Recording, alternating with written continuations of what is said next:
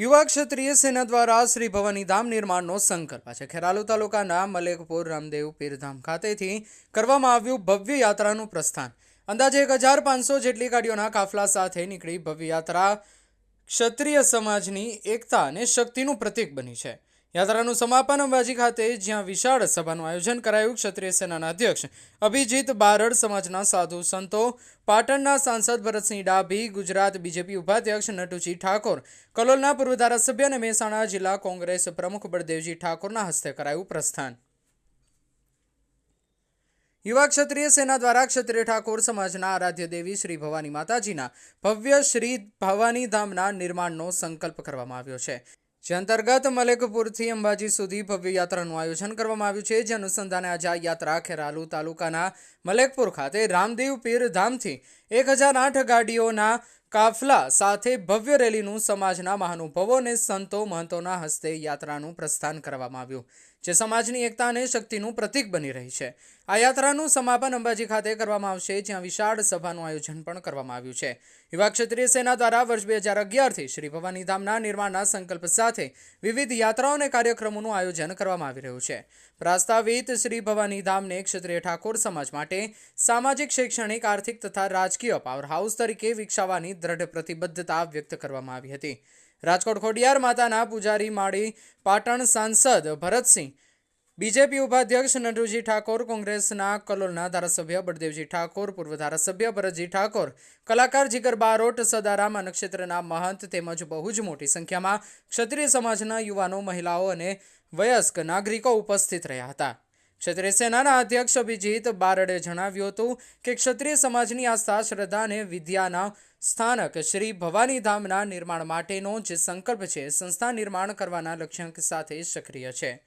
એ ભવાની ધામના નિર્માણ માટે ભવાની ધામ સંકલ્પ યાત્રા દ્વારા મા અંબાને ધજા ચડાવી સંકલ્પ લે છે। અહીં કોઈ રાજકીય નહીં, પરંતુ માત્ર શ્રદ્ધા, આસ્થા અને સમાજના ભવાની ધામના સંકલ્પની આ યાત્રા છે। સનાતન ધર્મનો વાવટો સદા લહેરાતો રહે ઉદ્દેશ્યથી આ યાત્રા યોજવામાં આવી છે।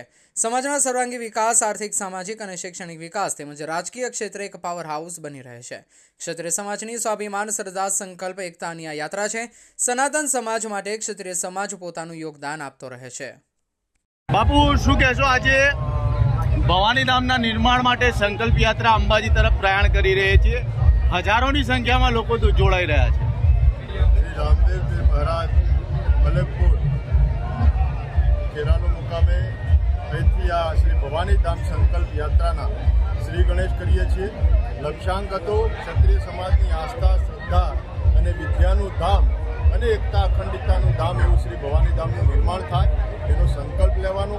1008 ગાડીઓના કાફલા સાથે જે લક્ષ્ય નિર્ધારિત કરવામાં આવ્યો હતો, એ કાફલા સાથે આજે જગતજનની મા અંબા એના દરબારમાં દર્શનાર્થે જઈ રહ્યા છે, માની ધજા ચડાવી અને સંકલ્પ લઈશું। પણ આજે 1008 કરતાં પણ અનેક ગણી ગાડીઓના કાફલા સાથે અહીંયા માનવ મેરામણ મૂક્યું છે। ત્યારે શ્રી ભવાની ધામ સંકલ્પ યાત્રામાં સૌનું, ક્ષત્રિય સમાજનું, ક્ષત્રિય ઠાકોર સમાજનું અને 18 વર્ણનું હૃદયપૂર્વક સ્વાગત કરું છું, આવકારું છું।